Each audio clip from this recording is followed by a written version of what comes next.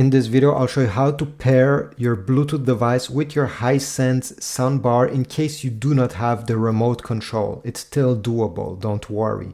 So the first step is to turn on your Hisense soundbar, press the power button, okay, once.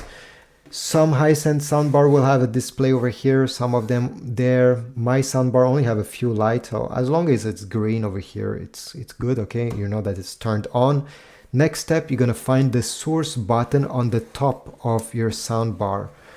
I don't know if you see well, but the source button is over here. It's like a rectangle, rectangle with an arrow pointing inside that rectangle. Anyway, press on it a few times until you hear Bluetooth, and once it will be in Bluetooth, it will go automatically in Bluetooth pairing. So let's do it together.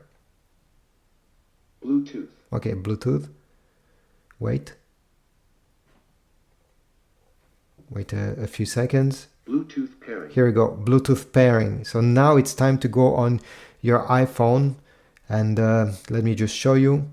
And once you're in the Bluetooth settings of your phone, go down and you should find other devices, and your Hisense soundbar should appear there. On Android, there's a chance that you have add Bluetooth devices, add devices on the top. Click on it. Bluetooth connected.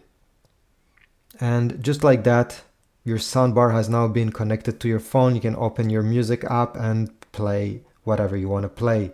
When time comes to disconnect them, you can simply turn it off or change the input of your Hisense soundbar to HDMI if your TV is connected with HDMI, and this is about it. If you want to completely erase the soundbar from your phone, well, on the iPhone, all you have to do is to press the I beside your Hisense soundbar and then select forget this device, forget, and this is it. The soundbar has been eliminated. Bluetooth disconnected. You see, it even says that. Bluetooth pairing.